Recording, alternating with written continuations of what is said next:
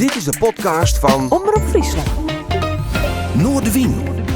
Met Willem de Vries. Kom verder.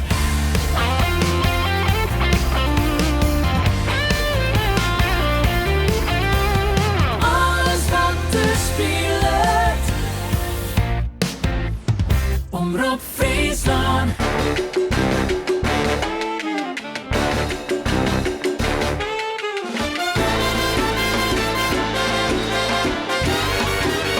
Dit is Noorderwien.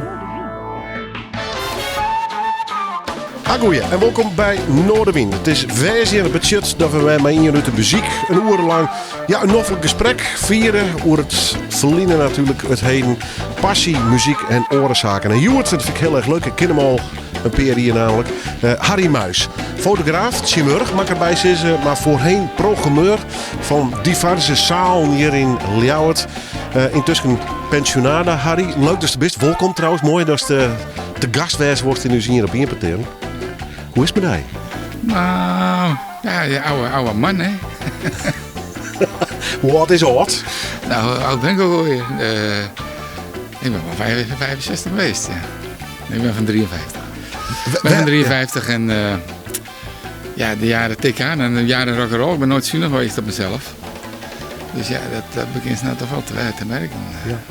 Is er een soort rekening wat die bij mij terug onder de deur terugkomt, is het niet? Nou, ik weet niet, dan dit onder de deur. Die gaat over de was door de voordeur. Nee, maar het viel allemaal best wel met eigenlijk. Maar ja, ik heb een paar maanden alleen een beste smak gemaakt. En dat hakt er nog steeds stevig in. Ik ben best vol ook, hè? Ja, ik ben nog lang niet boven Jan. Nee. De bovenkamer, mijn geheugen is helemaal poepwurm. Ja. Dat is echt, ik wist 1000 telefoonnummers uit mijn hoofd vroeger. Nou, ik weet mijn eigen telefoonnummer soms niet eens meer. Echt fucking irritant is dat. Om even via het medische verhaal af te maken. Het gaat net op privézaken in dit programma. Maar was de klas van de rikkertik gewoon. Had dat nog invloed gewoon op die geheugen en die hele gestel? Nee, daar had ik helemaal geen last van. Nee, dat was helemaal zijn ze heel snel waren ze erbij. En correct ingegrepen. En daar heb ik eigenlijk nagenoeg geen last van gehad. Maar niet vallen dus? Dat is dus het dingetje. Maar goed, rock and roll, you go up and you go down. We hebben ook het verhaal van Harry Muis en de muziek. Ja, waar begon dat? Nou, dat is heel toevallig. Eigenlijk al eind jaren 60. Ik kom uit Noord-Holland, ik kom uit Enkhuizen. En ik zat op school in Lutjebroek. Wat je bij een Lutjebroek gebleven, hè? De hit. En er was een jongerencentrum in between. In Bovenkarspel. En daar kwam ik al vroeg door kennissen die daar kwamen terecht. En van het een kwam het ander. En zo eind 69 zat ik al aan bandjes boeken. Maar toen was ik 16. En als ik dan een contract moest tekenen, dat contract was niet geldig. Dus mijn moeke moest co-signen op de contracten die ik moest tekenen voor een bandje. En omdat ik denk ik toch wel goed in woorden kon uitleggen en dat ze wist dat ze een verantwoorde zoon had, dat hij geen gekke dingen deed en geen onnodige gevaarlijke beslissingen of dingen. Accordeerden ze dat gewoon. Zetten ze haar handtekening onder contracten die ik niet mocht tekenen, zeg maar. Maar het ging eigenlijk wel hun hield dus, eigenlijk formeel en juridisch. Ja, en dan was het een probleem geweest. Dan is het dus wel inderdaad een vertrouwensbom bij die mem dus. Ja. Die kon dat blijkbaar heel goed uitleggen aan dat mens. Ja. En dat is heel, top. Ja. En later muziek draait dus? Hè? Ja, ik had wat oudere broers en die waren al. Ik hoorde toen ik amper praten kon, daar hadden ze Junior Walker en zo op de platen spelen en zo. Maar heel grappig, onlangs, want via Melvin ben ik ook in het dichterswereldje. Heb ik van Melvin van Eldik? Melvin van Eldik, ja. En dus had ik een kennis die zat met Ellie en Rickert. Die zitten dus ook in die dicht, of Ellie vooral. En die zei ook, hey Ellie, weet je nog dat wij samen wel eens een jointje gerookt hebben? Nou, dat zou best kunnen. Nou, toen kwam ik dus onlangs nog even met Ellie aan de praat. Want die heb ik toen nog eens als Ellie en Rickert als hippie duo geboekt. Long time ago. En ja, dat was denk ik 1970 was dat denk ik. En ja, even een jointje roken na de show. Even gezellig. Dat was vroeger meer dan bier drinken. Want we mochten geen drank verkopen in het jongerencentrum. Maar dat werd wel gebloot. Grappig. Dan komt er zo via een bocht, een nieuwe tijd, komt de historie er weer in. Wat stiet erop dus bij de broers en misschien de oude leer? Komt het een muzikaal neer? Veel blues, QB en soul. Mijn ene broer was nogal gek van de soul.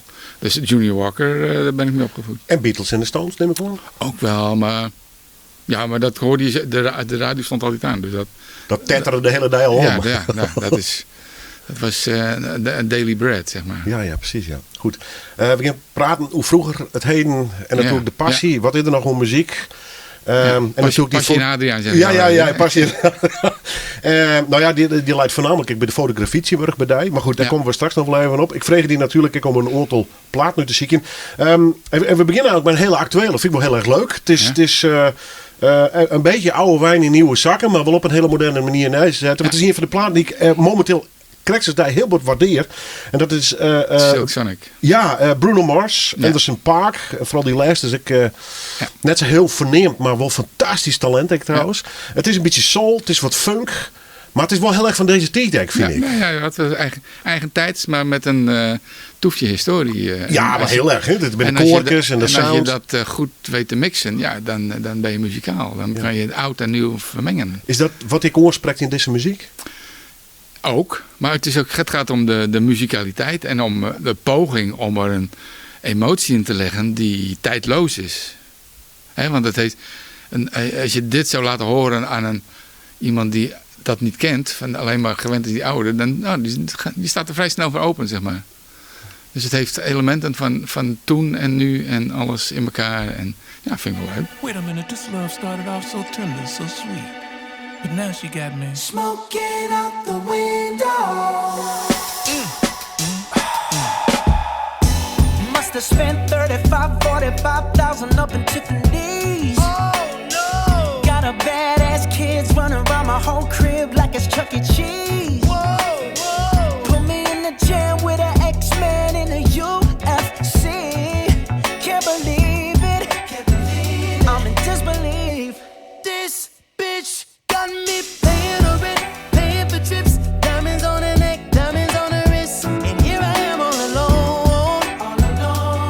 I'm so cold, you got me out here. Smoking out the window, smoking out the window, singing how could she do this to me? How could she do this to me? Oh, I thought that girl belonged to only me, but I was wrong, 'cause she belonged to everybody. Ooh. Just the other night she was gripping on me tight, screaming Hercules. Got me in the club looking for a new love, someone help me please. Baby, why you doing this? Why you doing this to me, girl? Not to be dramatic, but I wanna die. This bitch got me paying her rent, paying for trips, diamonds on her neck, diamonds on her wrist, and here I am all alone. I'm so cold, you got me out here. Smoking out the window of the Benzo, singing how could she do this to me? How could you do this? Oh, I thought that girl belonged to one thing for sure. But I was wrong. She belonged to everybody. Yes, she belonged to everybody. She belonged to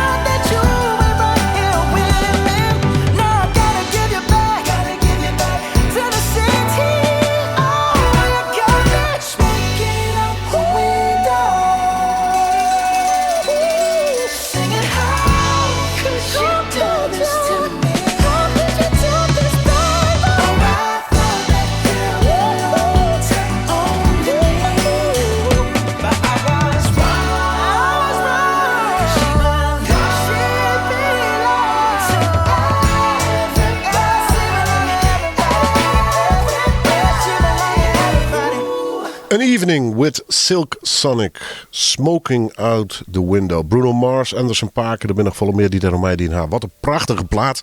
En de kar van Harry Muis. Die heel lang volien. Nou had het al over de jaren 60 de eerste stapjes zetten op het merk van de popmuziek. Wat druwde hij in het organiseren van die concerten? En waarom best eigenlijk in muzikant worden? Ik heb wel een muzikale opleiding gehad. Ik heb denk ik vanaf mijn 8e tot mijn 14e sopraansaxofoonles gehad. Zoiets. Ik heb nog wel in zo'n brassband gelopen en alles. Vroeger als jonge jongen. En ja, dat was wel leuk natuurlijk. En daar had ik wel meer mee kunnen doen als ik daarin doorgegaan had. Maar ja, ik ben toch een beetje lui en zo.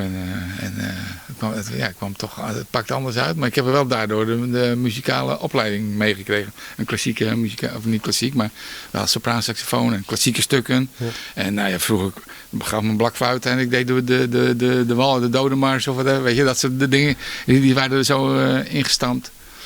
Maar toen zegt hij zelf nog net op een podium staan dus? Nee. Niet nooit dringend onderdeel van een band te wezen? Of? Nee, never ever. Nee, heel gek is dat. Wel, wat ik het leuk vond om... Het is een ander soort foto maken dan met een camera. Je maakt een concert is een beeld. En je probeert mensen een beeld voor te geven... Waardoor je maakt een setting waarin je probeert dat alles klopt in het plaatje. Van dat naar binnen en naar buiten en je drank en de kwaliteit van de artiest en de aanlopen, de verwachting wekken en noem maar op. Je bent een plaatje aan het maken eigenlijk voor de bezoeker. En ja, dat is wat ik zeg, wat mijn overeenkomst is met fotografie. Ja. Maar toen al? Met dat beeld? Of? Ja, blijkbaar is dat wel onbewust. Dat is later pas uitgekristalliseerd in woorden. Hè, van dan krijg je ook meer in je bovenkamer, zeg maar. Maar dat is waarschijnlijk wel toch wel de Want iets bracht hij op de om dat te doen. Ja. En het risico erin. En mijn mem praatte de mat om het contract te tekenen. Ja, dat is het. Ja, zo. Ja, maar daar zit ik iets van de woord ik wel heel graag dus. Het must have been a drive. Echt absoluut. Dat is een soort drijfveer. Ik weet niet wat dat was. Had je ooit bij muzikant optie in het begin of net? Tegenop gezien bedoel je? Nou ja, tegen optie. Nou, dat is nooit zo. Sexy zoontje. Ik heb me voorstellen dat wauw. Nou, ik vond dat ik dit regelen had. Dat ik deze zaal heb. Wat ik wel nog laatst ook nog weer een grappige herinnering was dat we hadden in dat jongerencentrum, daar werd ook wel hashish gerookt en zo. En dan in de buurt waren er dan van die dancings waar dan bands optraden.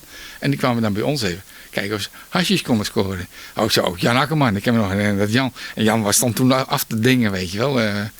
In onze ogen was dat een miljonair. En die ging zeiken over 2 gulden. Nee. Ja, dat soort dingen. Oh, geweldig. Ja, wel lief hoor, maar achteraf. Good old Jan Akkerman. Ja. Maar goed, dat soort dingen. Maar nee, ik heb nooit de aandrang gehad om zelf op een podium te staan. Ik weet niet, daar ben ik het type niet voor. En ik ben altijd wel iemand van op de achtergrond geweest. Maar wel een regelneef dus? Blijkbaar. Dat was leuk vinden? Ja, het is niet bewust gegaan eigenlijk. Hoe bist u in Friesland te wonen gekomen dan? Ja, ik ben in 72... want ik had een ander soort drijfveer was... Ik wilde Engels leren. Ik moest 100% Engels goed kennen. Why? Ja, why? Ja, nou ja, sommigen willen dan de Elfstedentocht schaatsen. Nou, dat heb ik nooit gehad, maar ik wou Engels leren. Ja, maar vanuit niks af zit daar een voorbeeld bij? De drijfveer was dat je zag in de jaren 50 dat er waren toen wel pogingen om internationale communicatie te vergemakkelijken. Je zag dat dat ook beter al ging worden. En dan had je natuurlijk Esperanto, daar heb ik nog een tijdje voor in geïnteresseerd. Maar dat schoot niet op. Dat Esperanto was te exclusief. Te idealistisch misschien? Nou, los van dat, maar het werd niet opgepikt als een gemene deler. En er was op dat moment eigenlijk zich aan het ontwikkelen 1 lingua franca, 1 handelstaal van de wereld en dat is Engels. Nou, wil je dat in dat ding, ik wilde gewoon Engels. En daar speelde mee in begin jaren 70 al dat wij al zeiden van het bek van het monster Dat is de Verenigde Staten. Dat was toen al zeiden van, nou, dat is het monster van de wereld. En ik zei, nou, toen ben ik bij zo'n uitwisselingsprogramma aangemeld. En ik heb een dikke jaar in de Verenigde Staten gezeten. Ja. Mainly on the West Coast. Voornamelijk aan de West Coast. En een tijdje in Seattle. En omdat ik een beetje lastige klant was, ben ik niet op één plek kunnen handhaven. Dus ik heb een paar maanden in Seattle gezeten. Ben je toch ooit vervelend geweest dan? Nou, eigenlijk niet. Maar eigenzinnig wel. Ja. Eigenzinnig wel. Maar dat joeg wat problemen dus daar. Ik heb daar 3 maanden daar gezeten en een paar maanden gezworven. Ik leerde een andere recalcitrant te maken. maken. Gewoon net met meesken of iets? Ja, wel hoor, maar ja, onrustig en gauw verveeld. En ik raakte bevriend met een Braziliaan. Die daar ook zat. En die eigenlijk waren we wel een beetje broer en broer, zeg maar. En die had nog aardig wat centen van zijn ouders. Die had rijke ouders. Dus die kocht een autootje. We zijn half Verenigde Staten doorgekacheld toen.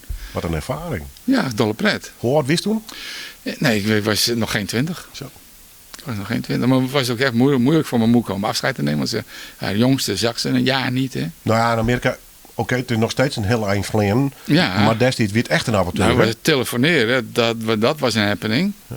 Dat was iets speciaals. Ja. Nu klets je via de telefoon. Precies, via internet. Appen en nog vis ook, weet je wel. Maar dat was toen niet zo. Dus, maar je bent er net hingebleven. Ik ben er net hingebleven. Nee, want ik wist wel dat het was niet mijn land. Waarom niet?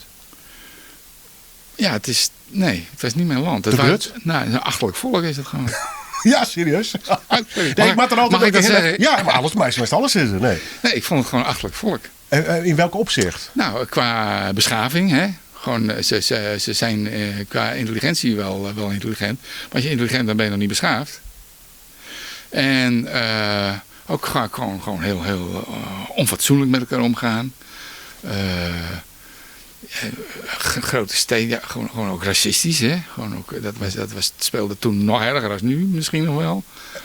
Ja. Maar oors dus dan, wij Hollanders, dan gooi ik heel Nederland maar één op in hoop. Wij vinden u zelf altijd heel bot en direct en onbeschaafd. Ja, maar dat oorsoort van. Maar dan, wij doen dat vaak ingekapseld in een mop of in een vorm of in een. Maar daar is het veel botter, veel. Ja, dat spruit niet net hoor dus. Nee, ik vond het sommige dingen wel, want ik had toen wat in Europa wat Amerikanen ontmoet die ik ook bezocht heb en zo. Nou, dan werd ik altijd als een vorst onthaald. En je was de man from Europe en de dope, hè. Gewoon ik zie me nog wel op zo'n feestje zitten dat al die kids, van hoe rollen ze nou jointjes in Europa? Dus ik zat op zo'n feestje, er zaten 15, 20 kids in de cirkel om me heen. Fantastisch. En ik zat een jointje te rollen met een filtertje erin. En wie Holland, Netherlands, toen al het synoniem van drugs, toen al zeker. Ja. En nu zijn we 15 jaar verder en dan is het nog steeds. Ja, nog steeds. Ja, sommige dingen moet je volhouden. Ja. We beginnen met muziek draaien. John... Ik zeg Martin, maar is het Martin? John Martin. Ja, het is niet Greg. Het is een verschrikkelijke bastaard. We hebben hem gehad in Schaaf. Duurde toen nog met de ooievaar.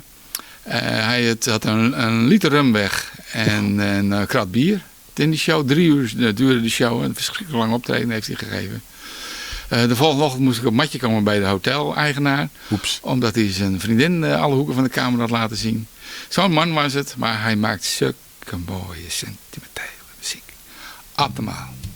The Beauty and the Beast in 1 persoon.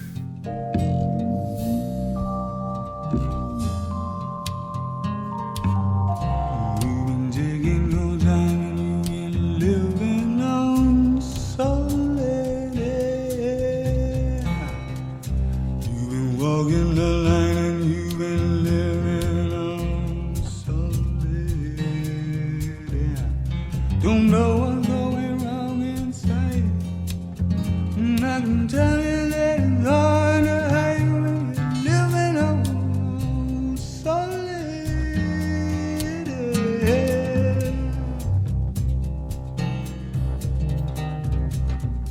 You've been painting in blue and you've been looking through solid.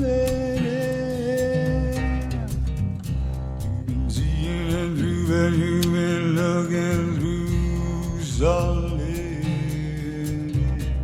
Don't know what's going wrong in your mind. And I can tell you that, like, what did you find when you're moving through solitude?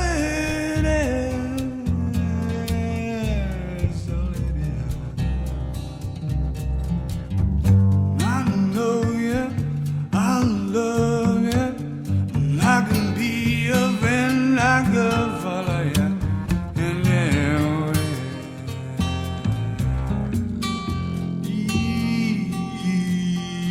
Even through solitude.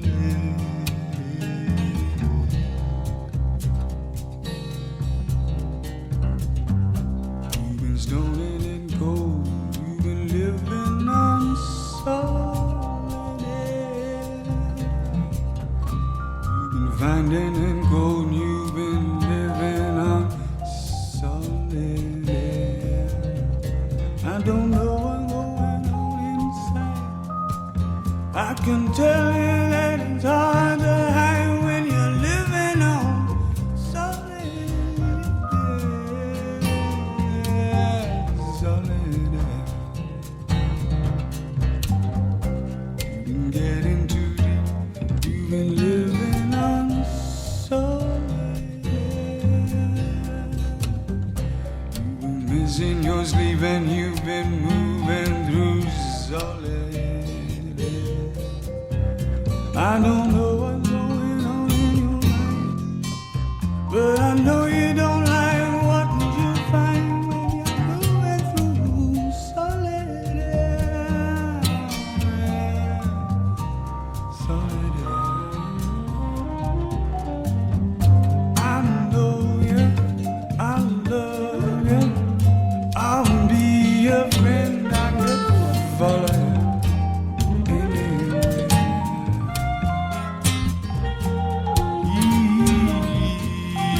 Even through solitude.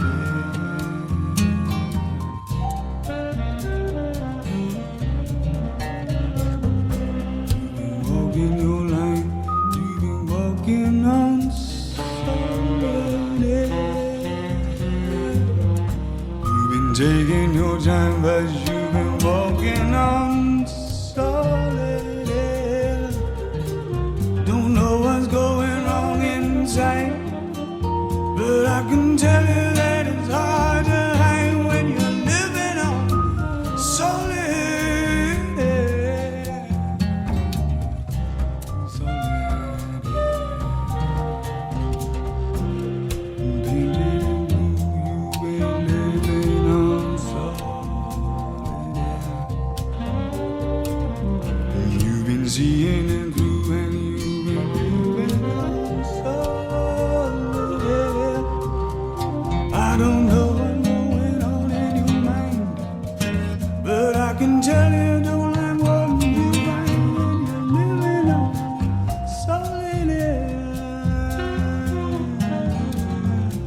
Solid air. I know you, I love you, and I'll be your friend, I can follow you anywhere.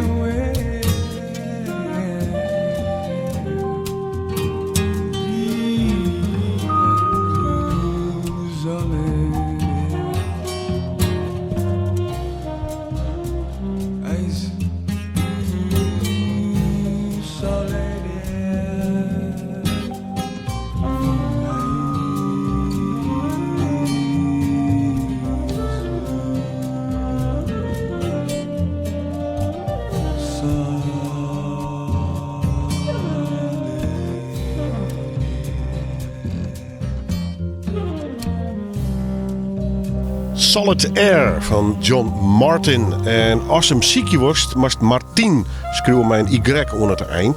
De kaart van Harry Muis, Joe te gast in 1 op 1. Ja, muziekman in hart en nieren. Fotograaf, maar ook programmeur west. Lange tijd hier in Ljout. En dus zei deze man, deze muzikant. Ik had het idee dat dat wel het dichtst bij die smaak komt. Zit ik het dan een beetje goed of net? Mag je zeggen. Ja. Waarom? Ja, Kun je het definiëren? Het hoeft net. Nou ja, het is iets... zijn uiterste kan heel rauw zijn en hij kan heel zacht zijn. En alles wat er tussenin zit.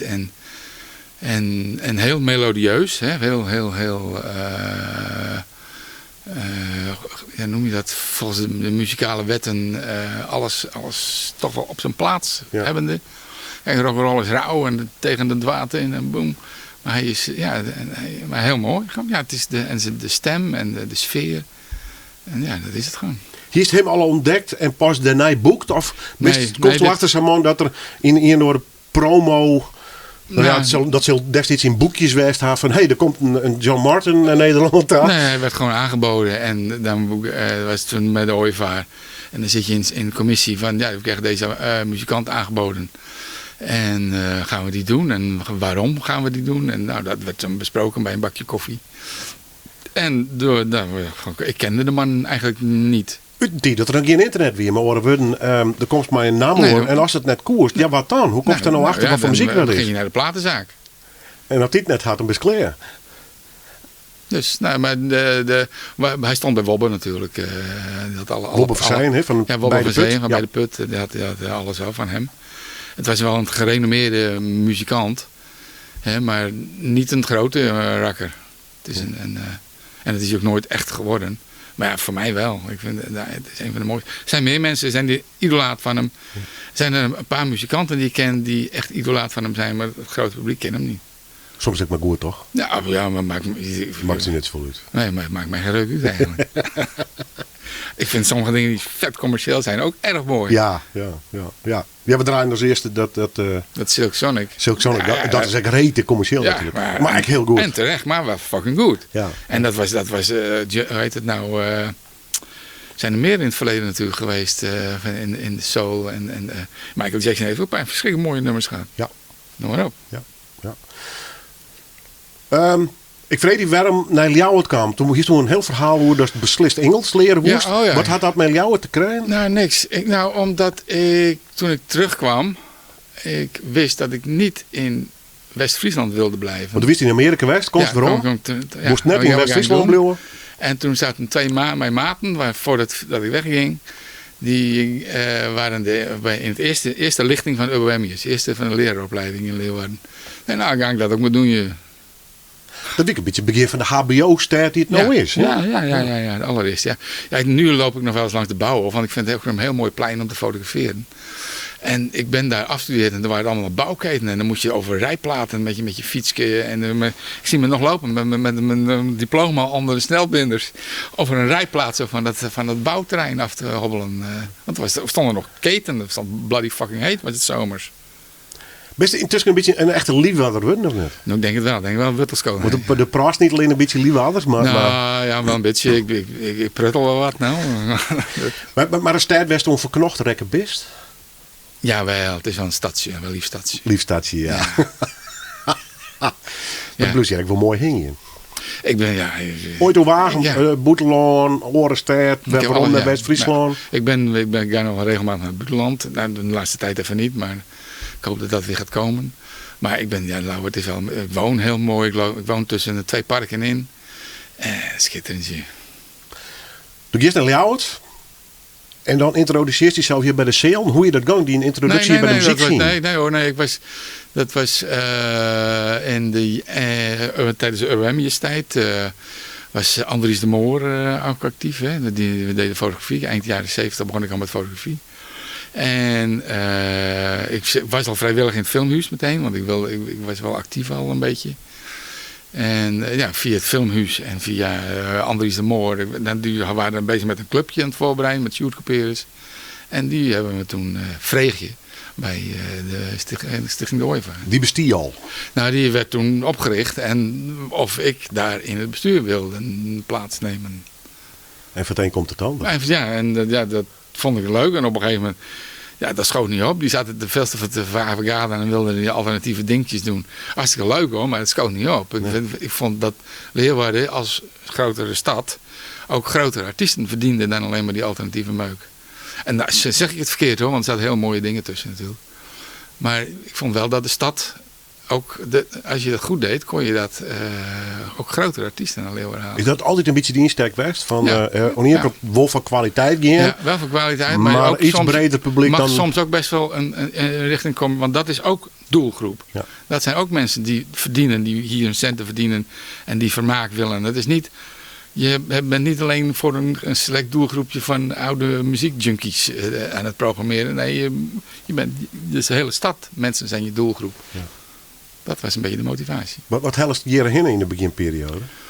Ja, wat deden we? Van Dikhout kijk, de dijk die zat te springen om iemand de dijk heeft me erg veel geholpen hoor in het begin. Die staat echt te springen om één keer per jaar. Want dat deden ze verder in het land deden ze dat al. Alleen in Leeuwarden kregen ze maar geen voet aan de grond. Het wie nog een soort Ja, een soort witte vlek. gebied. Ja, een soort witte vlek. Nou. Ja.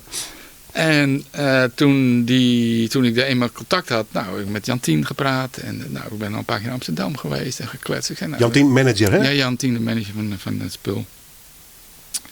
En zo, dan gaan wij dat proberen. 1 keer per jaar een poging doen. Maar moeten jullie ons wel helpen. Want wij moeten ook een ding opzetten. Nou, en in het begin hebben ze ons erg geholpen met heel gunstige deals. Dat we echt wel wat konden overhouden, zeg maar. En van de een kwam het ander. En toen was het jaarlijks. En toen was het op een gegeven moment begon het een sleur te worden. En toen begon ook hun apparatuur steeds ingewikkelder te worden. En zo, toen op een gegeven moment, bij Schaaf had hij met die grote vrachtwagen in een kleine straatje. En dat was altijd wel geklooi. Ja. Ja, en toen kwam toen de nieuwe Schouwburg klaar was. Ja, uiteindelijk zijn ze naar de Schouwburg gegaan. Ja, vond ik toen niet leuk hoor. Nee. Het is toen niet helemaal koosje En gegaan. ik wil internationale acts hierheen hellen. hè? Veel, ja veel. We hebben gewoon toch wel veel dingen gedaan. Ja. Ik weet niet zo gewoon wat, van Johnny Guitar Watson tot weet ik veel wat. Dat vond ik altijd wel de leukste avonden, zeg maar. Ook Motorhead. Rock Bitch. Ja. Rock Bitch was ook zo. Het waren zulke beleefde dames backstage, Willem. Dat wil je niet weten. Ja. Please sir, can I have a towel? Dat is wat hoors dan. Ik ken nog een rockband, mijn vrouw in Nashville Ja. Pussy. Oh ja. Maar die win on- en afterstage win die Backstage. dirty as hell. Ja, fuck. Maar mijn rockbits dus net. Nee, Rock Bitch, dat waren echt Superschaaf. heel beleefde dames. En Lemmy? Ja, Lemmy stond dan meteen aan de flipperkast toen hij klaar was. Daar had je geen kind aan. Nee. En, Ja, Alderon Hurst, ik ben erbij geweest. Ik ben voor het eerst in mijn leven lopen? toen naar Jelloer Big Rutteran. ja. Ik vond het niet te harden. En ik ben Ik een ook niet. Motorhead liefhebber. Het weer saus nooit hurt. Ja. Het weer zo verschrikkelijk hurt. Ja, nee, goed, ja. Ja. En Dat ik ging nou, me al kapot maken met Slayer. Maar de Motorhead moest er nog een keer doorheen. Krijg je bij dat soort jongens nog enorme riders? Of valt het wat daar? Nou, Bij dat de valt wel stoere mee. rock'n'roll verhaal? Nou, kijk, in het geval van Lemmy, het clubje was een beetje anders. Omdat wij waren een tussenstop voor een uitgebreide tour in Scandinavië. Want dat was even mooi, dan hoeven ze niet in één keer die hele ruk te rijden. En die betaalden dan de benzine, zeg maar, het showtje in Leeuwarden. Zo was het een deeltje. En want wij konden normaal die jongens stonden voor 2.000, 3.000, 4.000 man te spelen. En niet in een zaaltje van 1000 man natuurlijk, zeg maar. Maar dat kwam omdat ik dus dat die manager weer goed kende, die dat na verloop van tijd. Dus ze kochten van alles in voor van de Scandinavische drankduur. Dus ja, Moest jullie auto met tank worden? Oh, dus, mooi. nou, hoeveel Jack Daniels heb je? Ja. Nou, ik denk dat ik even een doos heb. Nou, doe maar. Ja, ja. Dat soort dingen. Ja, dan mij op oren manier weer wat meer te komen. Ja, ja prachtig man. Ik ga naar een foto. Dat correspondeert met een nummer. En we hebben beide wel herinneringen aan de artiest. Junior Walker. Junior Walker, ja. Ik heb hem ooit interviewen mochten. Ja. Vooral bij een concert in Grange, Oosterpoort. Veel keren in Noord van Nederland gestaan ook. Hè? Ja. En de man... saxofonist, fantastisch. Saxofonist. Nummer 1, scoort, hè? Ja, ook in Amerika. Ja. Ik mocht hem vooral op het concert interviewen. En door de zaal lang, want ik begon over de rietjes. Zit in een saxofoon zit een rietje. Hier zit hij. Zo Ja, weer, en ik dwar hem nog correct voor het concert te vragen van hoe zit dat eigenlijk? En wij hadden die dingen wij. En nou, toen ging hij los. Maar al die prachtige anekdotes. En daardoor kwam het concert 20, 24 minuten later pas... Dus dat vond ik wel een rare eer. Om een keer een concert dankzij mijzelf eens een keer op te scoren. Ik moet altijd wachten, maar dan moest ik op mezelf wachten. We beginnen aan. Het nummer even draaien. How sweet it is to be loved by you. Junior, wat is dit voor foto, Harry? Dit is een foto. Dit is... Lees even nu, want dit is ik radio. Dus, dit zet het plaatje nog maar even op halt hoor. Want ik ga even een verhaaltje vertellen. Dit is je kent het verhaal van Marvin Gaye. Ja. Nou? Dat hij van Marvin Gaye dat hij twee jaar in Oostende gewoond heeft. Ja. Daar werd hij gered door een zekere meneer Freddy Coussard. En dat is deze meneer. Oké. Dit is Freddy Coussard. Freddy had een groot soulfestival in Oostende jaarlijks. En die was op zoek naar, hoorde hij dat hij Marvin Gaye in de nightclubs van Londen aan het Labyrinth was. Die heeft even een bootje genomen naar Londen toe.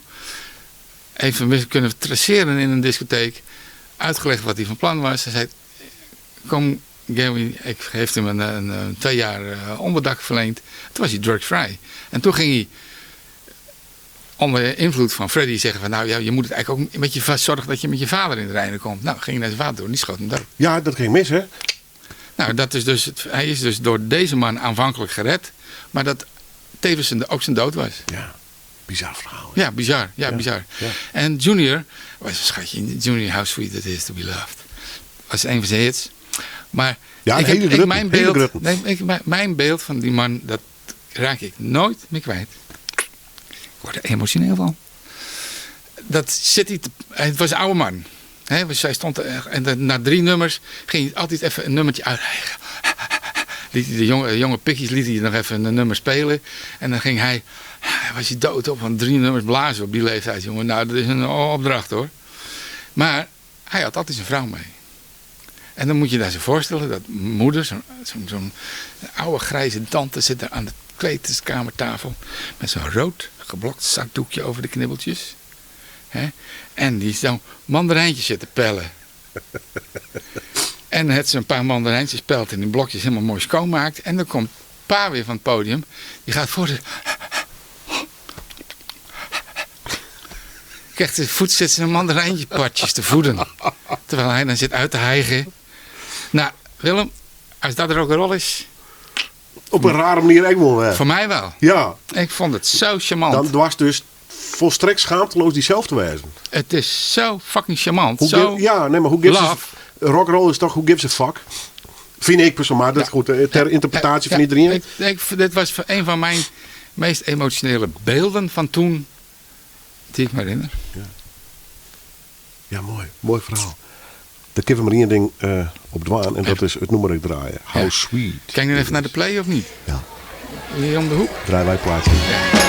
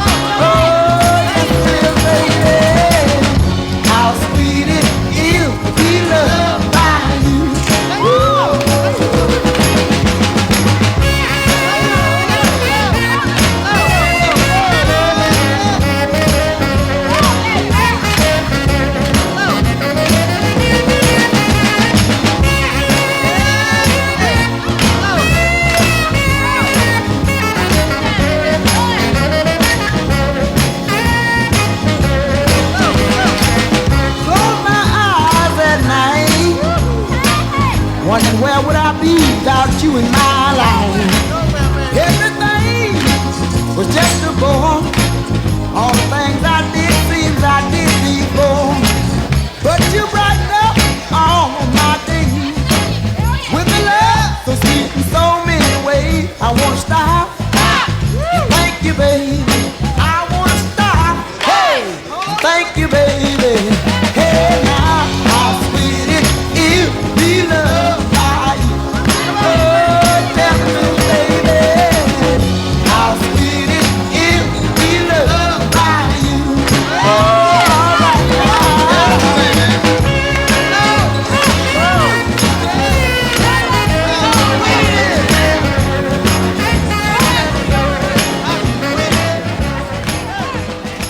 Junior Walker en The All Stars. Prachtig nummer. En een hele grote hit voor deze meneer uit Amerika. How sweet it is to be loved by you. We kwamen erop omdat Harry Muis, Joert, mijn gast, fotograaf en oud-programmeur van een heel soort concerten hier in Ljout. Ja, de tel ben ik kwijt hoor. Wat zei je? De tel ben ik Ja, kwijt. want toen is een mooie foto van Junior Walker en dan komen we ook een beetje op in. Nou ja, het bloedt natuurlijk vooral beeld. En je kunt het ook nog zien trouwens op youtube.com/Noorderwinnen, maar je even bij de podcast afdeling zien, want daar hebben we het beeld bij. We skippen even terug wat foto's in en we zeggen die van Junior Walker met die Belgische meneer. Ja, met Freddy Cousin. En die foto wie ik van die zelf of net? Ja. Ja, ik heb Freddy, dankzij dat hij Marvin Gaye gered had, hè, die Freddy, kreeg hij enorm veel vertrouwen. Want normaal een YD vertrouwen, dat deden ze de Blacks niet. Hè? Gewoon en hij wist wel dus, doordat hij Marvin Gaye zo onbaatzuchtig heeft geprobeerd te redden. Nou, hij kreeg alle soulartiesten. Wat hebben we aan soulartiesten gehad? Rufus Thomas, Junior Walker, Johnny Guitar Watson, noem maar op. De top van de bill, die anders niet, zeker niet in Leeuwarden, maar ook waarschijnlijk niet in West-Europa hadden opgetreden, kwamen omdat there was one guy they trusted. En dat was Freddy. Ja. En Freddy is dead now. Okay. Toen was de enige man die ze vertrouwden, was Freddy. Waar is deze foto? Waar is die makker? In Schaaf heb ik diverse foto's gemaakt en noem maar op. Oké, geweldig. En wij zitten nou naar de Sint trouwens. Ja, dit is Astor Piazzolla. Dit was een van de eerste artiesten, echt grote artiesten. Dat was ook een hele discussie, moeten we dat doen? En ja, het is een beetje op raakvlak tussen pop en wereldmuziek. Dat begon toen te spelen, eind jaren 80. Hè? Van die andere culturen ook met moderne muziek maken. Want dat het popmuziek niet alleen pop is met gitaren, maar ook iets anders kan zijn, zeg maar. Er was ook wel een discussie over natuurlijk, destijds binnen het clubje. Maar ja, Astor Piazzolla. En daardoor heb ik weer een andere agent leren kennen die dat deed. En daar heb ik ook nog steeds vriendschap mee. En daar heb ik ook weer van Julius Oesmanova tot weet ik veel wat. Hebben we al die dingen op die manier naar Leeuwarden kunnen halen. Er zit een portretfoto te zien, zwart-wit. Astor Piazzolla. Zat te zien, heel mooi uitleg achter me horen. Dit is echt wel een serieuze sessie geweest. Nee, was in de kleedkamer. En toen pak gewoon en een beetje Photoshop achteraf. Ja, tegenwoordig. Ja. Maar maar de foto zelf, het is gewoon een lampje op zijn kop. Zo, boem. Je ziet wel harde schaduwen. Je ziet waar het licht vandaan komt. Ja. Maar wel mooi. Ja. Deze foto. Dus Aruna, een dame? Dit is een Leeuwarden zangeres. Jij kent haar niet waarschijnlijk. Wordt hoog tijd. Aruna Autar. In de jaren 70 kwam het door de situatie in Suriname dusdanig dat er heel veel Surinamers naar Nederland kwamen. Hè? De zelfstandigheid van Suriname en het oprichten van de republiek. En die hebben toch ook een spoor achtergelaten, ook in de muziekwereld. En zij is binnen de Surinaamse wereld een redelijk bekende zangeres. We zoeken een Surinaamse dame inderdaad, met West zwart-wit trouwens. Ja, en dat wel eens wat in kleur? Tegenwoordig wel, maar toen was zwart-wit filmpjes. Hè, en kleur was gedoe. En zwart-wit kon je zelf ontwikkelen en zelf afdrukken. En ja, dat was ook goedkoper. Echt praktisch, ja. Goed, en zij zit op een, ik neem het maar een soort stoel. Dus die stoel is onlangs verdwenen in de jongste turbulentie van Schaaf. Is hij verdwenen. Hij was er altijd nog geweest, maar iemand heeft hem meegenomen op een of andere manier. Helaas. Handmade, met een enorme groene cirkelachtig groen. Ja, zo'n klassieke rieten stoel. Hè? Ja, riet. Ja, wel je riet. Ja. Mooie foto. Ja. Ik ben mooi hoe haar gezicht tekent in deze. Ja.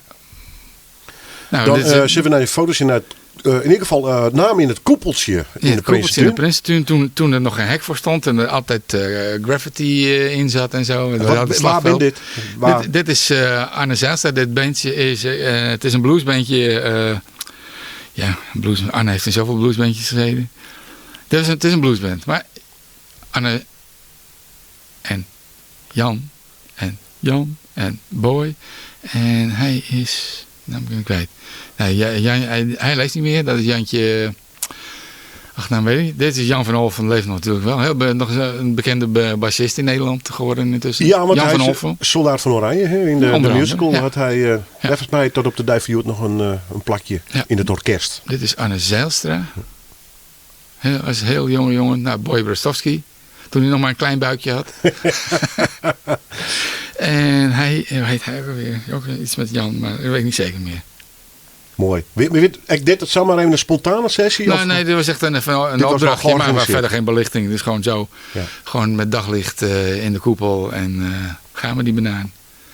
Nou, dit is een meneer die eigenlijk heel belangrijk is geweest voor de popmuziek in Nederland, in Leeuwarden.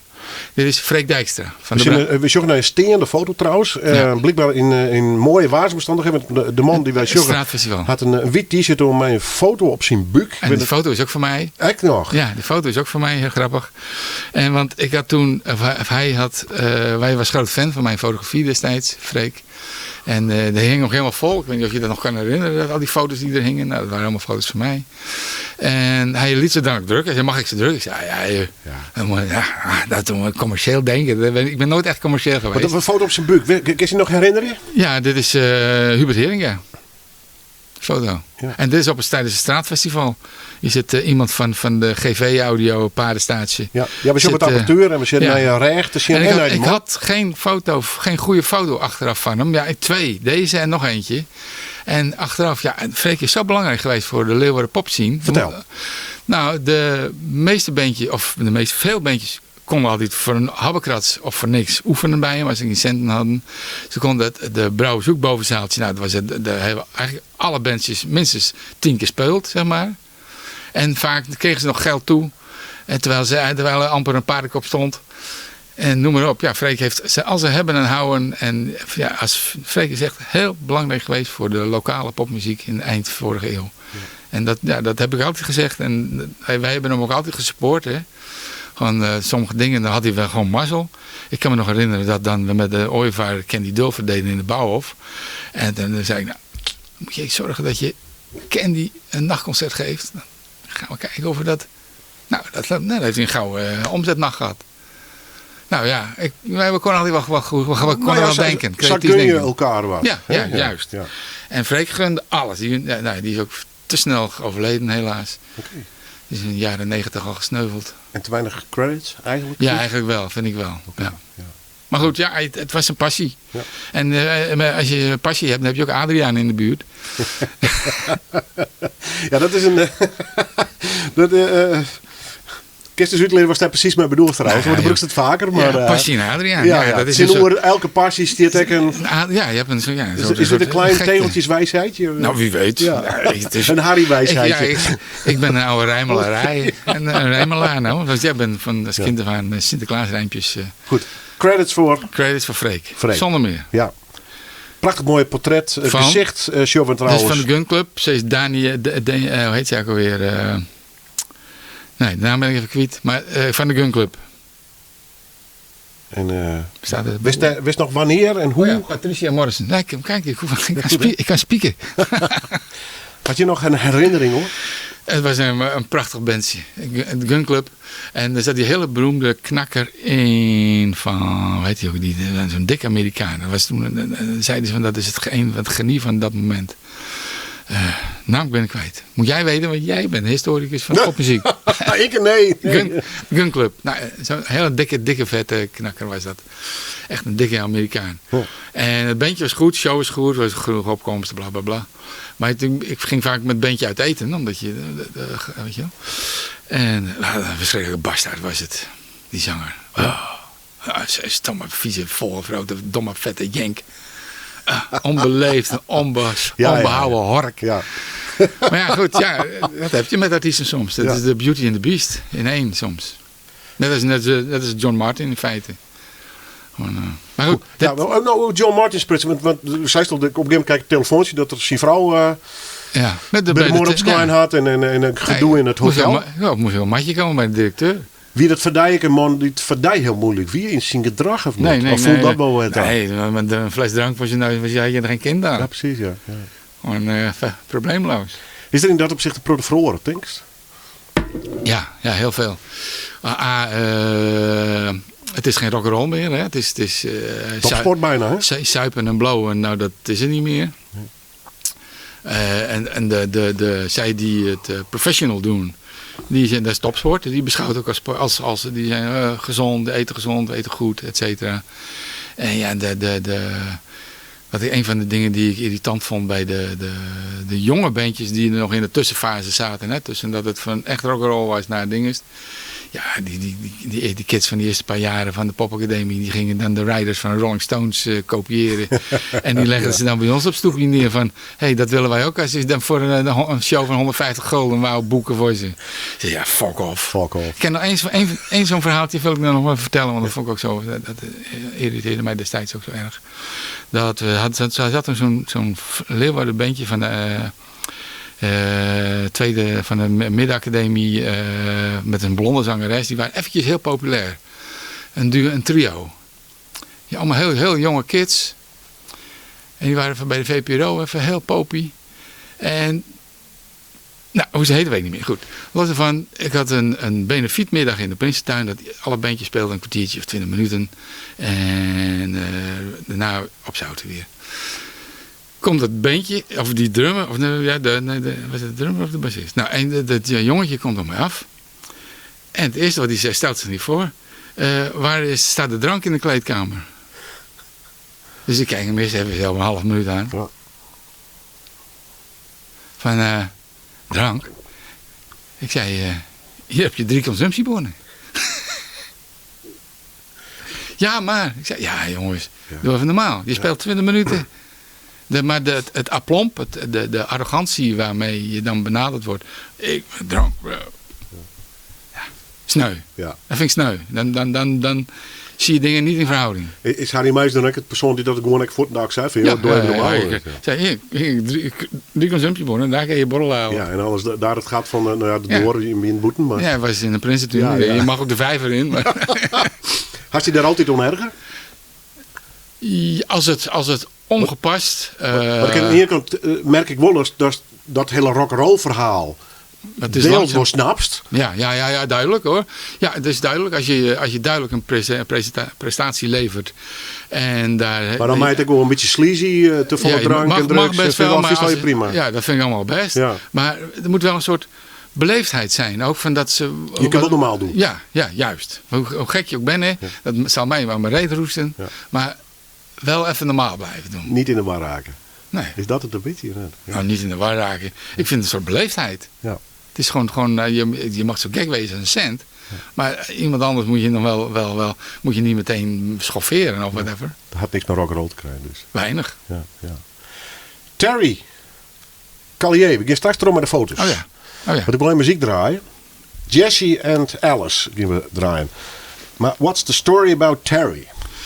Ja, dat is een story about Terry. Die heb ik pas later ontdekt toen hij dood was. Bij toeval kreeg ik een cd'tje in handen. En ja, dat bleef hangen op een of andere manier. En die bleef nog een keer hangen. En die bleef nog een keer hangen. En dan denk ik, leuk cd'tje. En die bleef met grote regelmaat in mijn spelen terechtkomen. En toen dacht ik, ga ik even uitvogelen wat hij nog meer gemaakt heeft. En toen was het van een Nederlandse zanger die zei, daar ben ik al jaren fan van. Ja, dan ga ik eens even uitvogelen. En verder. En toen heeft hij een stuk of 7, 8 cd'tjes gemaakt in totaal. Waarvan een stuk of 5, 6 echt bijzonder mooi zijn. Echt heel gebroken muziek soms, heel subtiel.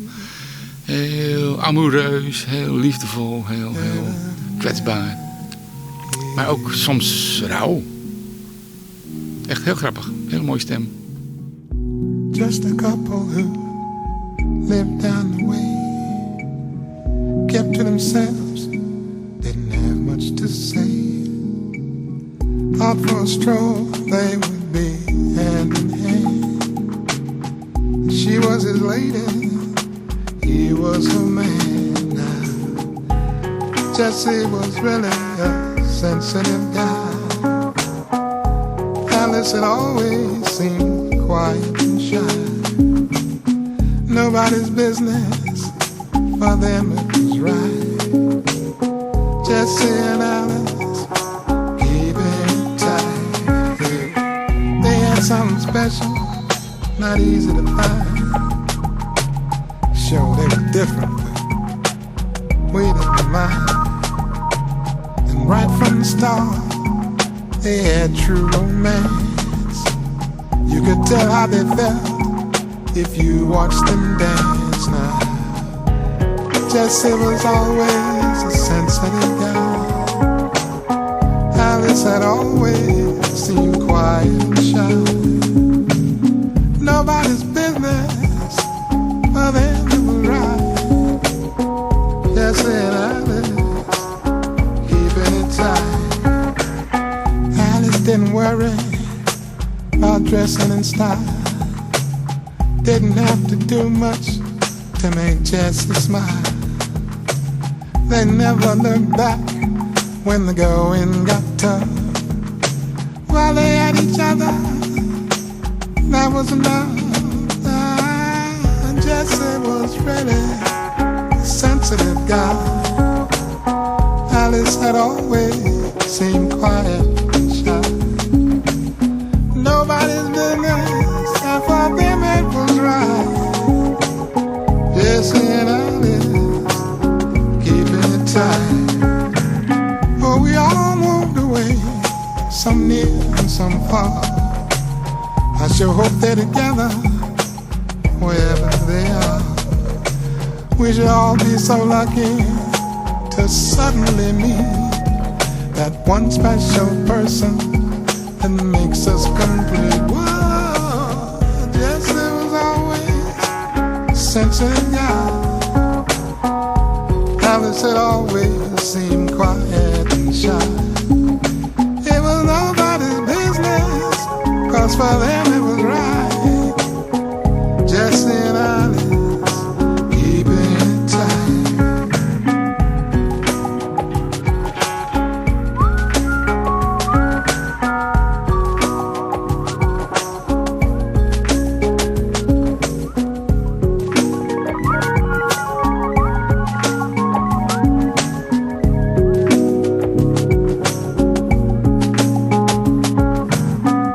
Nowadays, folks don't have too much to say.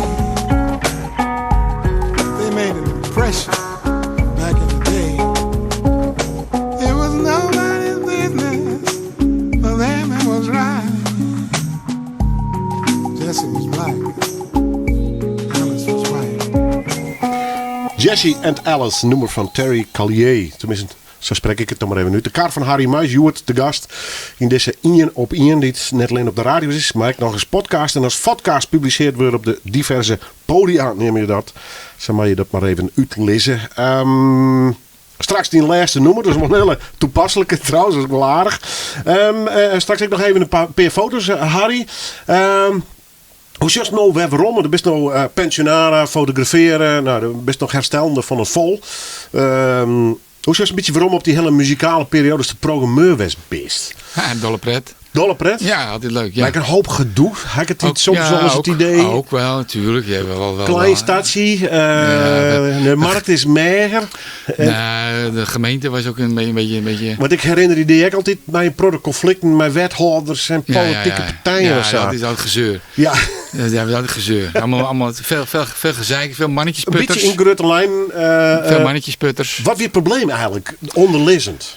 Het onderliggende probleem is dat de lokale overheid, en dat was niet alleen Leeuwarden hoor, dat zag je als overdeel, nog niet goed vorm wist te geven aan hoe je de opkomende muziekbeleving van de jongere generatie van die tijd. Of jongerencultuur misschien. Ja, was jongerencultuur. Ja. Jongerencultuur. Hoe ze dat vorm moesten geven. Hoe ze dat moesten inkapselen, hoe ze dat moesten beslingeren. En ja, daar was natuurlijk in de jaren 60, 70 had je dan uit sociaal-cultureel werk. Hè, was het om problemen te voorkomen. En toen werd het in plaats van een probleem voorkomen werk, werd het gewoon, net als wat mensen in de Schouwburg doen, gewoon cultureel vermaak. En die acceptatie, dat is een moeizaam proces. Bij de ene stad is dat makkelijker gegaan dan bij andere. Maar in Leeuwarden was dat nog een taai koekje. En dat merk je wel aan de nieuwbouw van de Schouwburg. Hè? Dat de nieuwbouw van de Schouwburg die werd gebouwd met een groot bedrag aan gelden die eigenlijk voor de popmuziek bestemd waren. Daar zou een popzaal in komen. Hè? Die middenzaal, dat zou de popzaal van Leeuwarden worden. Ik weet niet of je die stukken nog, moet je maar eens opzoeken. En wij hebben daar een paar jaar, zeker 2 jaar met de directie om tafel gezeten om daar vorm aan te geven.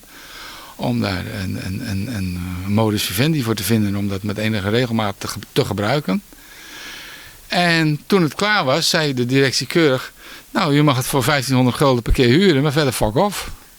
Klaar. Was dat Oostvogel dus, en daarvoor had je er ook nog zo'n een. Dus weet je, dat 2 jaar met die apen te kloten. En ze snijden gewoon oren aan. Boeven. Ja. En dat heb ik al in tering heen gehad. Maar goed, dat is dus een moeilijk. En nu is het eindelijk dan een poppodium. En dan vinden de alternatieven... Ja, maar hoe vies de situatie op dit site? Hartstikke goed toch? Ik vind het te zonde. De gemeente wist net helemaal... Misschien weet ze het nog steeds net wat ze met dat Zaalens kabel matten. Ja, dat is een sneu verhaal. Maar goed, dat is wat anders. Nou ja, maar goed, het is wel een van de podia. Ja, niet meer. Ze willen dus, ik vind het een beetje een sneu concurrentiebeperking, zeg maar. Ja. Maar Neushoorn, Harmonie, dat is een beetje... Ja, ik snap wel dat we het een cultureel centrum willen laten zijn. Dat is allemaal heel plausibel. En ik vind eigenlijk dat in de maat, in de aanloop naar de nieuwe zaal, heb ik altijd hard geroepen. Maar men wil niet naar mij luisteren. Mijn Neushoorn dan. Ja, dat het minimaal 1000 man moet zijn. Maar dat wilden ze niet, omdat ze dan die 1000 man zaal van de Schouwburg concurrentie zouden aandoen. En dat was grote plannen, dat werd dan geïntegreerd en dan ging daar de grote concerten en de kleine in Neushoorn. Maar er is ook nooit vanuit de politiek bijgestuurd bij een expliciete opdracht bij de Schouwburg neergelegd. Regel dat, doe dat gewoon, je moet. Anders dan zoeken we een andere directeur.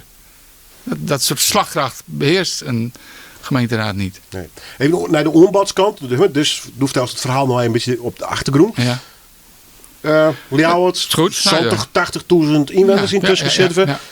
Neushoorn, Harmonie, Seelskaaf straks. Misschien wat in beperktere vorm. Maar ik dacht wel een podium. Even uit de Holle. Scooters, dat is nog muziekcafé. Ja. Het had wel meer kunnen, maar waarschijnlijk is de vraag toch kleiner geworden dan het vroeger was. Maar de situatie, ideaal bestaat net een perfectie, ik net, maar dit is wel oké dus. Ja, ik denk voorlopig wel. Ja. Tenzij er een andere... je ziet ook dat de doelgroepconstructie is dusdanig versplinterd dat de grotere locaties bijna niet meer nodig zijn. En je ziet ook het aanbod.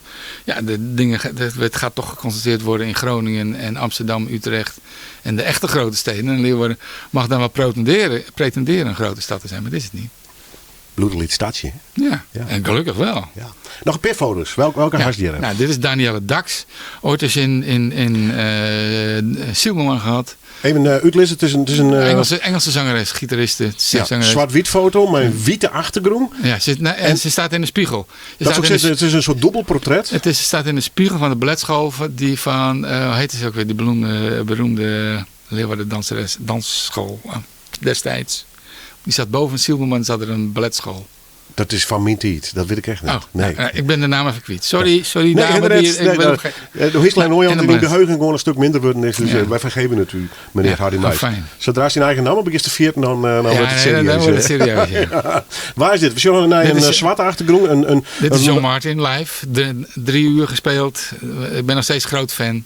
En ik raad je aan om eens even te verdiepen in die man. Want hij heeft waanzinnig mooie muziek gemaakt. Ja. Nou, dit is Leeuwarden op een top. Jan van Olven. Hans. Wijnbergen. De broertjes Rozenstein. En Floris Liesker. En wat voor groep wie dit? Dit was Saxmaniac. Saxmaniac, ja. Ik ken nog wel. Ja. van naam. Ja. Ja. Mooi zwart Nou, dit hoef ik de naam niet te zeggen. Nee, lul. Lieu uit Ljouwert. Iedereen had er altijd bizarre ideeën bij, maar dat valt al je wel wat aan. Sietse van Essen, Sietse van Essen zit erin. Hij Kijmpe heet hij, geloof ik. En die naam ben ik ook kwijt. Sietse gaat gelukkig weer goed mee. Ja. Sietse ging, gelukkig. Moeilijke periode gewoon. Ja, moeilijke periode, maar die krabbelt weer wat op. Krabbelt weer wat op, ja. Muzikaal leuk? Of gewoon leuke foto? Eigen tijds modern bandje. En ik vond wel grappig dat het lul ergens in de foto staat. Ja. We blijven toch jonkies nou, ja, zeker. Maar ook het feit dat... ik heb wel eens posters zitten rondbrengen. Daar stond met gore lul stond erop. Hè. Dat was een beetje gore. En heel veel wilden dat echt niet hebben. En toen had ik nog eens een keer 3 bandjes op een rij. Er zat ook nog een bandje God bij. God, gore lul. Nou, die kon echt nergens kwijt. Nee, en die had dus in de hele stad ophangen. Nou ja, ze wil halen meteen af. We doen er nog 2 foto's. Even een mooie zwart-wit portretfoto van een dame. Mathilde Santing. Dacht ik al. En ze is mooi op een held gefotografeerd. Die ene held van haar gezicht valt letterlijk in het donker. En de oren heel... Dat was ook een beetje... Ja. Een bewustzijn, dit? Nou, soms wel, lucky soms shot. niet. Nou, lucky shot. Sowieso in het begin. Alles was een lucky shot in het begin. Ja, prachtig. Nog meer. Ja. En dit is... Oh, kijk, Ernst. Ernst Langhout. Totaal ander portret dan mensen van hem gewend zijn. Dit is nog een hele jonge Ernst. Eind jaren 80. Eind jaren 80. Misschien begin 90, maar ik dacht eind jaren 80. Ja. Mooi. Ja, mooi. Nee, die van Herman. Nou, Herman Brood. Laten we die nog even staan. Ja. Waar is dit? Dit is in de herenzaalkamer van Schaaf. En die stoel is helaas gejat in de turbulentie van dan weer die.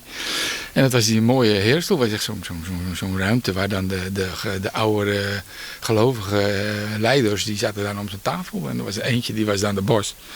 En die zat dan in die stoel. Just waarom op een leuke tijd gewoon? Zonder meer. Ja, ik heb het absoluut niet in spijt. Nee, hè? Ik heb echt heel veel gelachen. Dat is ook een van mijn stelregels. Je moet er wel kunnen lachen. En ik heb veel gezopen. Is dat de rekening? Vooral pro de soeperij gewoon hast? Die snel betellen? Fysiek, ja. Kun je dat merken of is het gewoon ouderdom? Ook, natuurlijk. Ook. Maar ja, ik heb nooit gezond geleefd, zeg maar. Heel lang niet. Ik ben wel gelukkig op tijd gestopt met roken. Ik denk dat mijn redding wel geweest. Ik ben wel in de jaren 90 gestopt met roken. Toen kon het echt niet meer. Toen kon ik niet meer praten. Had ik een showweekend. En dan kom je dat scheelt niet op. Dan ben ik nou is klaar. Nu is klaar. Vind je het leuk oud te wezen?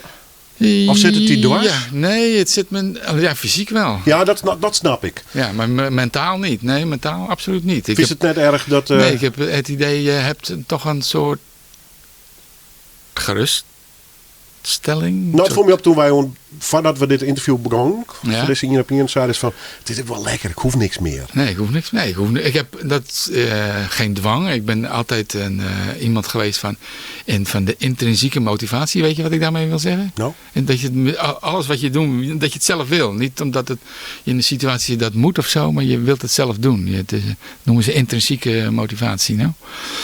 En dat heb ik altijd gedaan. Dat is ook dat ik wilde naar de Verenigde Staten. Dat wou ik gewoon. Ja. En omdat ik wou die taal leren. Want ik was al bezig met Engels. Met kennis in Engeland. Ik was al een paar maanden in Engeland geweest ooit. Ik wou gewoon die taal leren. Gewoon. Dat werd de nieuwe handelstaal. Nieuwe wereldtaal. Met Engeland. Op het ogenblik. Dat zo. Alles is in Engels. Techniek is in Engels. Alles is in Engels. En ik kan...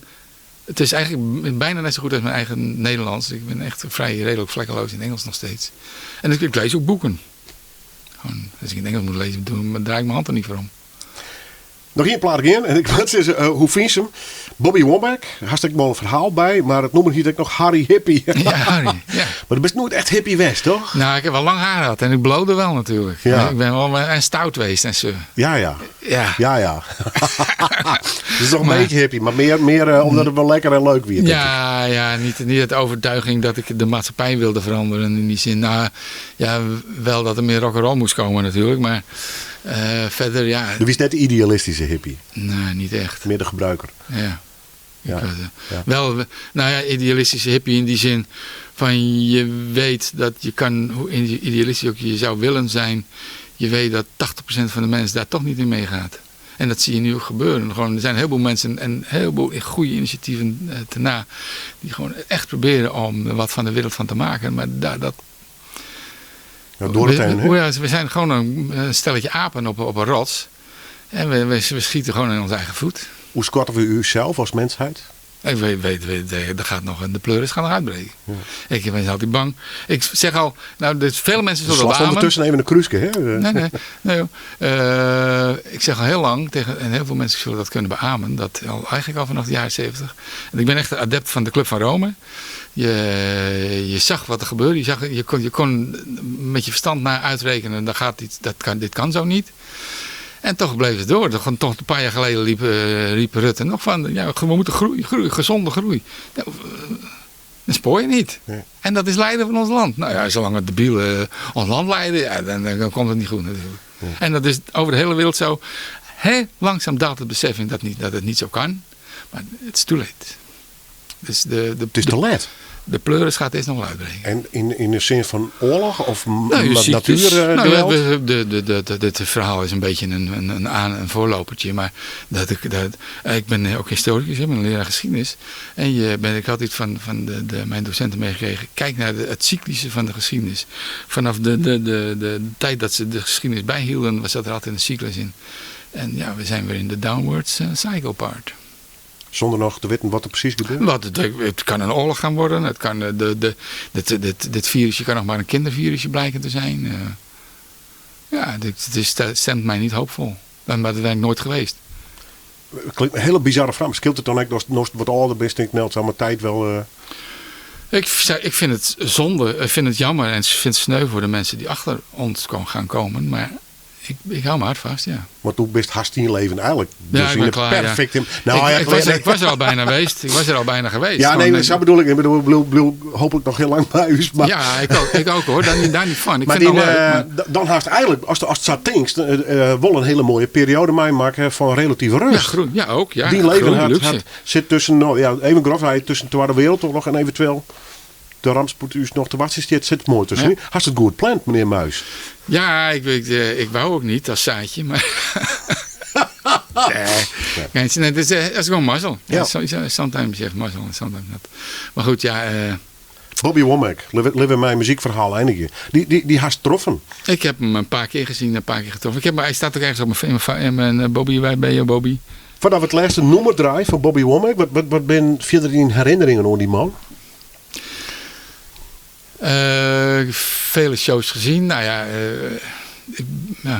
veel, als platen ook. Ultieme muzikant? Oh ja, zeker, zonder meer.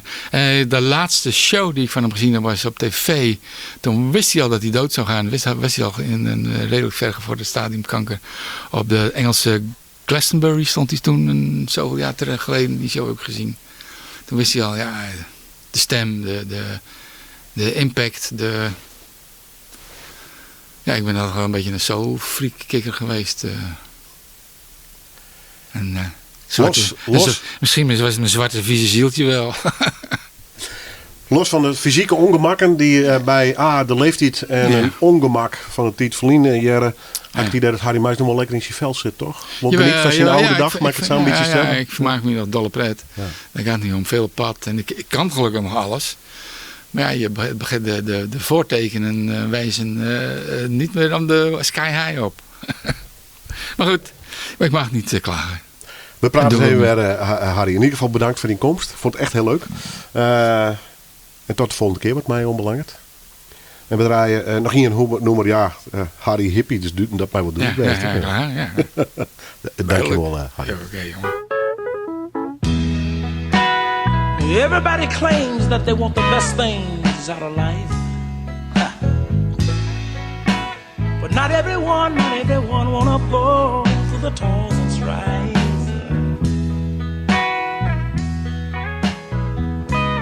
Like this particular fella walks around all day long singing, shine.